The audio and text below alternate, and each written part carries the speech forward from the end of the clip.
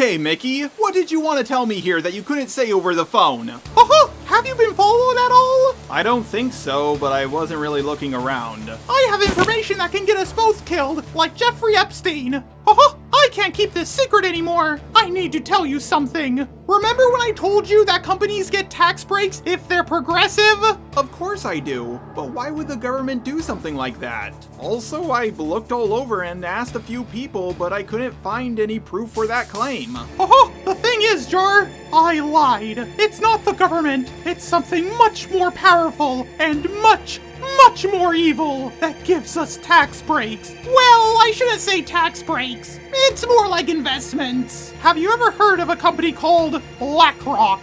Yeah, I have, but only in passing. Is that a company run by the actor Dwayne "The Rock" Johnson or something? No it isn't. I'm not surprised you haven't heard of them that much. They are one of, if not the biggest company in the world. Have you heard of E.S.G Scores? No, I haven't. I think someone's listening in. Shit! I knew they were monitoring my text! Wait, what? Who are you talking about? What's going on? Listen to me! We don't have much time. Take this pamphlet and run home as fast as you can. It will explain why I ruined so many of my old movies, Marvel, Star Wars, and so much more. Wait, what? Mickey! No, stay with me. What will I do without you? I make a living off of bashing your stupid movies. Jar, you are made of metal. You can take a few bullets. That's why I could trust you with this. Why the housing market crashed. Why race and gender relations are shit now. Why so many companies pretend to be progressive but still do horrible things. Everything is in that pamphlet. Go now, Jar! Don't let my death be for nothing! Walt, I'll see you soon.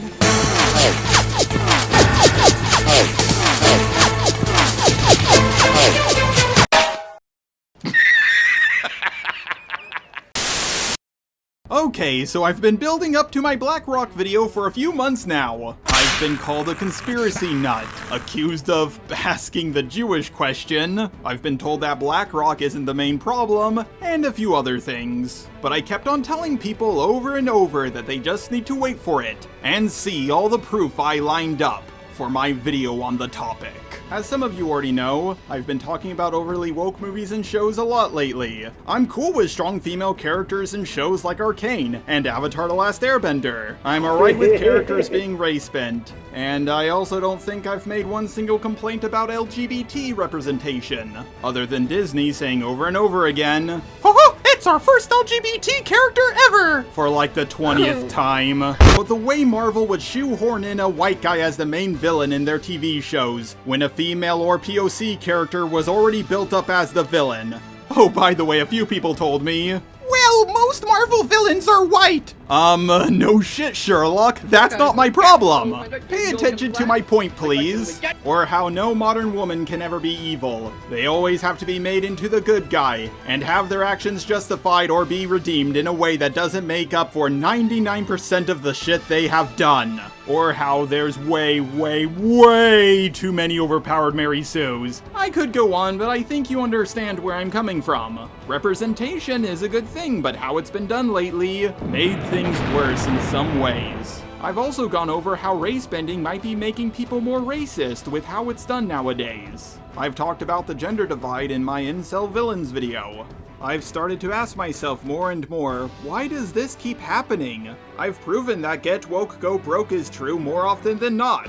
Keep screaming about the Barbie movie in my comments. It proves you're coping because you only have one example. Why would Disney hide black characters in their Chinese posters? Why make Finn into, let's be honest here, a loser character who's only here for comic relief? And also turn a blind eye to what's happening to the Uyghurs. Well, I looked into things and I fell down a rabbit hole that not only answered that question, but so much more. Let's talk about BlackRock, starting with its founder, Larry Fink. Yes, the man responsible for all your financial problems, and for ruining some of your favorite movies and TV franchises. Name is Larry. The Dark Lord Larry comes for us all. I will be going over his life, how he started the company of BlackRock, what made him so rich and powerful, why BlackRock is ruining your life, and why it is making everything so political. Who is Larry Fink? In 1492, Columbus sailed the ocean blue, and 500 years later in Los Angeles, Larry Fink was born. Now his family was poor, so Larry had to fight tooth and nail to make it to the top. Oh wait, sorry, there was a typo in my script. His family was actually closer to being middle class. He wasn't exactly born with a silver spoon in his mouth. His father owned a small shoe store, and his mother taught English at California State University. He really didn't perform all that academically well, up to the point where his father thought it would be better for him just to work in his shoe store.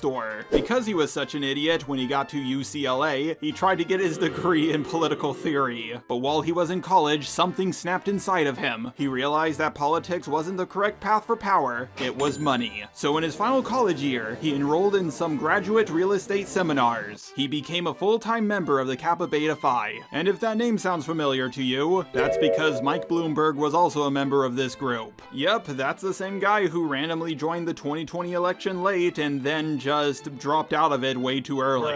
After he finished college, he moved to New York, and he went to a place where a lot of billionaires start their fortune, Wall Street. Now remember that group he was in, the Kappa Beta Phi? Well, one of the members was the Goldman Sachs chairman. Larry attempted to use his connections to secure some funding from them. Unfortunately, he completely botched the interview.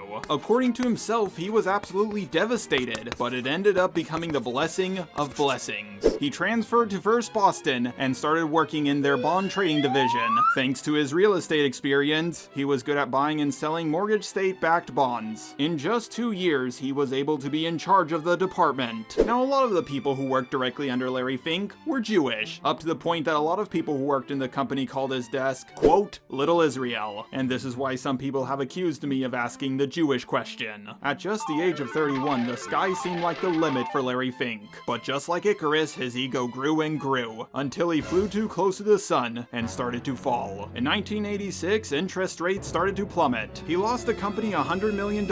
Adjusted for inflation, in today's money, that would be worth over $281 million. He was so close to becoming CEO of the company, and now that dream just seemed like a fantasy. Less than 2 years later, in 1988, he decided that it was time to leave the company. But Larry thought it was about time to stop making money for other people and start making money for himself. He assembled a team of people he used to work with from First Boston and Kappa Beta Phi. There was a new company on the rise by the name of Blackstone. For 50% of the shares, Blackstone agreed to harbor Larry Fink's new business and provided them with $5 million in assets. Blackstone was rebranded into Blackstone Financial Management Limited. To avoid his same mistakes from happening again, Larry Fink got to work on the Asset, Liability, Debt and Derivative Internet Network, or Aladdin for short. BFM, the company that BlackRock was working with, started booming. The company managed over $23 billion in its first 6 years. But because Blackstone granted so many stock incentives to its new workers, Larry reduced the company's shareholding.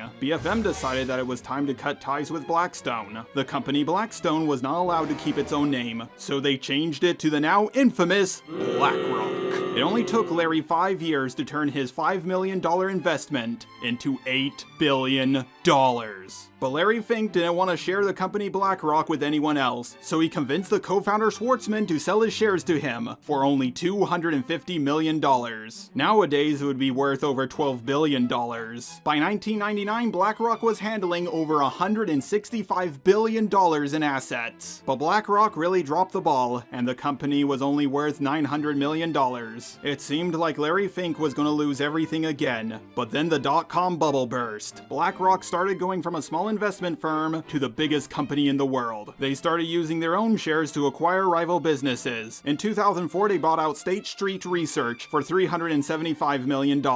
In 2006, BlackRock had nearly $1 trillion in assets. Now this was of course partially thanks to the worst financial crash since the Great Depression, the rise of BlackRock. But how did such a terrible financial crash happen in the first place? Well, just like with a lot of financial crashes, there's a lot of factors, but one of them was caused by Larry Fink himself. Larry's mortgage-backed securities was a part of his carefully crafted plan all along. When the subprime housing crisis first emerged in early 2007, Larry did absolutely everything he could to downplay just how bad it really was. He told the Financial Times, and I quote here, "Subprime is under a lot of stress, but I don't think it's a contagion, and I don't think it's going to exacerbate into something much more meaningful and more distresstive to the overall housing market." But why would Larry Fink do something like this? Well, the answer is simple. It's because it created the best opportunity that any man has ever received. I mean, after all, Larry was the only man working in Wall Street who was able to fix this crisis. With his personal connections to the Treasury Secretary Timothy Geithner, Larry received a contract that gave him the power to manage the assets of multiple banks that were devastated because of the crisis. Recently, the same thing happened again during the 2020 pandemic. The US government themselves called in BlackRock to help them protect their financial reserves. By 2009, Larry Fink became the most powerful man in Wall Street. But we're going to take a short break from talking about Larry Fink so I can discuss the involvement of George W. Bush and how he messed everything up. Now, many people have called George W. Bush the worst president ever.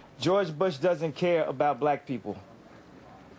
Now, I personally wouldn't go that far, but he is a pretty bad president. Many people would say that the absolute worst thing he has ever done was starting the war in Iraq, and I completely understand where those people are coming from, but I think the actual worst thing he has ever done was far more subtle, and that was his plan to bail out Wall Street by spending $700 billion of taxpayer money. Now, some of you may be confused as to why I think that's worse than the war in Iraq. I mean, after all, that war cost taxpayers a lot more than $700 billion, and bailing out Wall Street did not lead to the death of, well, anyone. I also understand Bush's reasoning for doing this. After all, if Wall Street collapsed, that would have greatly damaged the economy. The issue is, by George Bush doing this, it completely changed how capitalism worked in America. He didn't give them a loan that they had to eventually pay off, he just straight up gave them money. The government unintentionally told a bunch of big companies, hey, we need you for the economy to run properly. If you mess up, we'll be right here to bail you out with taxpayer money. A lot of people say that we no longer live under a system of capitalism, but a system of socialism for the rich. Now, I personally don't agree with that. It's more like welfare for the rich. But the point is that this is not how capitalism originally worked. It used to be about competition. Now, if a company manages to get big enough, it's integral for the economy to work, and the government will bail them out if they mess up. Most people seem to be scared of the rise of fascism or communism, but I am personally scared of the rise of state capitalism. It's kind of like the worst aspects of communism and capitalism, but that's a video for another time. But now let's get back to Larry Fink. If there's one man that knew the government bailing out Wall Street would change things forever, it was definitely Larry Fink. I mean, after all, he was now the most powerful man in Wall Street. Now, just like a classic Saturday morning cartoon villain would say, first this city, and then the world. Larry Fink said first Wall Street, and then the world. Now that Larry had Wall Street, how would he go about conquering the world? Well, the answer was ETFs. Now, ETFs are a type of investment funds. Basically, they put money into all the companies in a certain industry. These new types of investment funds were wildly popular because of how stable they were, proving that they were likely to give solid returns back. Unsurprisingly, Larry made sure that his company BlackRock would become the largest player in this new market. Vanguard was the only company who even got close to as many ETFs as BlackRock did,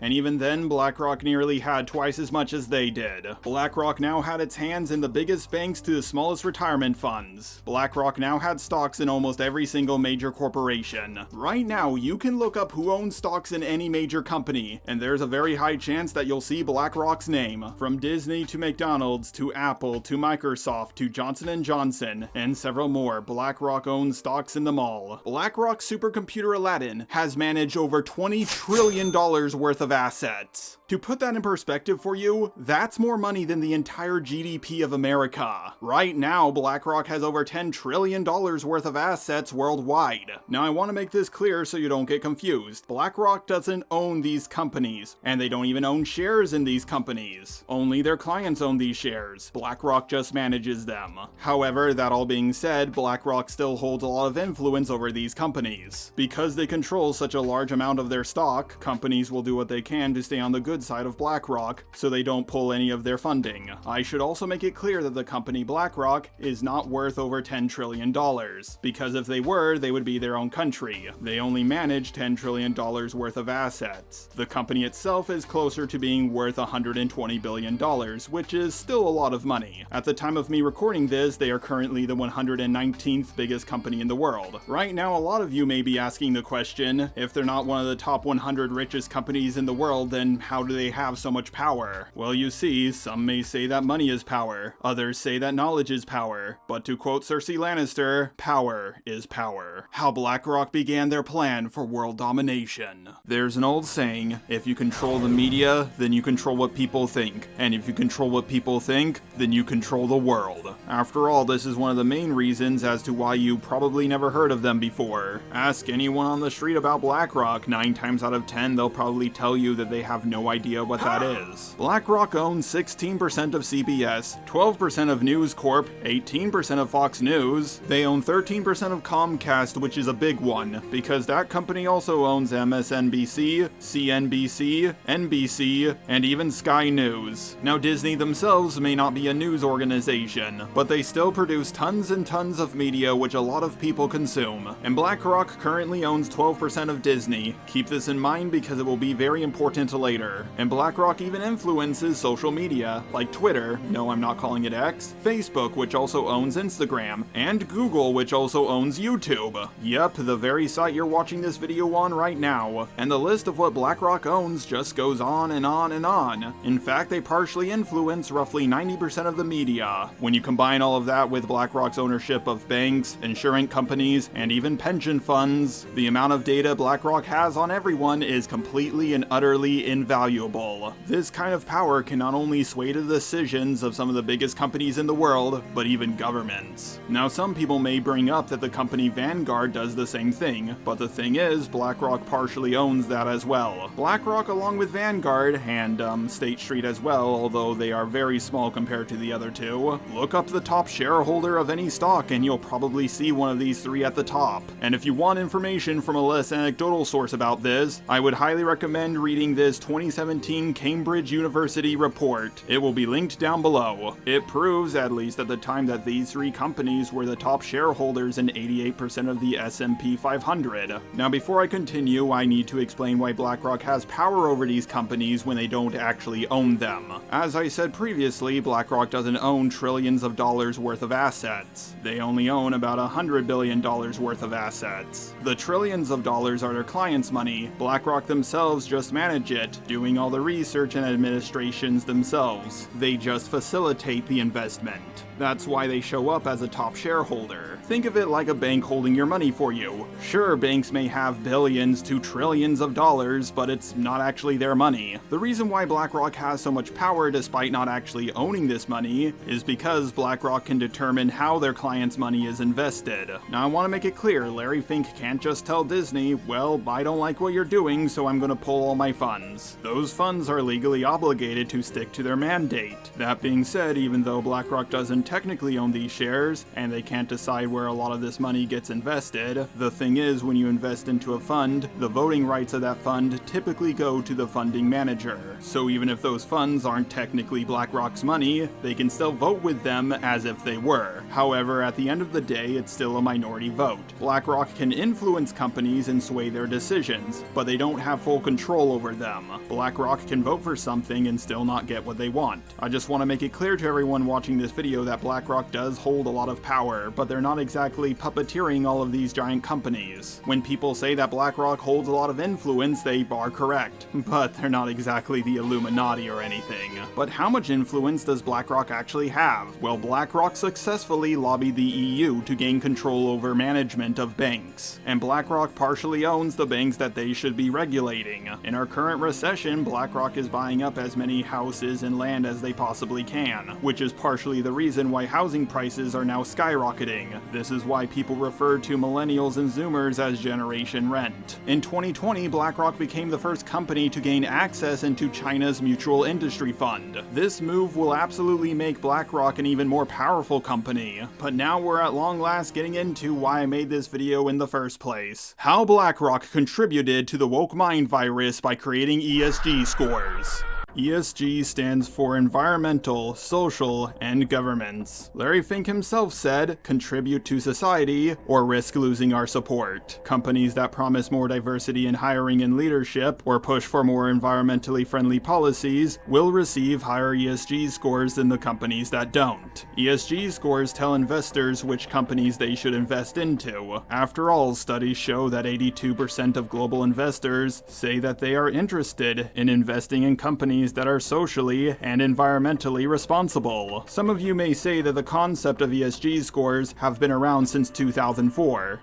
Good guess, but actually no. BlackRock quickly became the loudest proponent of E.S.G scores in 2020. Before BlackRock made this statement, ESGs were mentioned in fewer than 1% of earnings calls, but by May 2021, that number rose to around 20%. Now I know some of you may be thinking, how is that a bad thing? Shouldn't companies that are socially and environmentally aware get the upper hand? Well, yes, but unfortunately we don't live in a perfect world. Elon Musk describes wokeness as pretending to be good when you're actually evil. Thanks to these ESG scores, companies started partaking in what many people describe as greenwashing. Companies pretend that they're more sustainable, diverse, or responsible than they actually are. If you ever wondered why companies like Disney and Amazon have pushed for diversity and inclusion in their shows in such a clumsy way, well, now you know.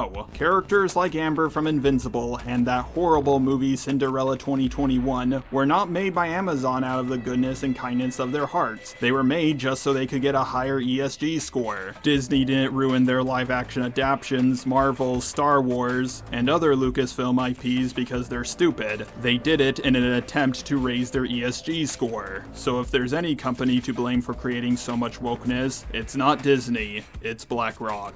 Apparently you can support the genocide of Uyghur Muslims as long as you have a black female in your movie. You may laugh at Pepsi's cringy woke ad, but it got their ESG score to go up. This also exposes the hypocrisy of BlackRock. They claim to be the champions of ESG, yet the company is the largest investor of fossil fuels and war profiteering. They also maintain a pretty friendly relationship with China. So I hope you now know why the culture war in America just seems like it's everywhere nowadays. There are many more videos about BlackRock on YouTube. A lot of them really helped me with research for this video, and I'll link a few of them down below so you can check them out for yourself. I know this video was a lot more serious than any of my other videos, but don't worry, the next video will be on a much lighter topic. I just made this video to show you guys why so many companies are going woke. I also just uploaded a video about Armored Skeptic on my old channel, so if you have the time, please go check it out.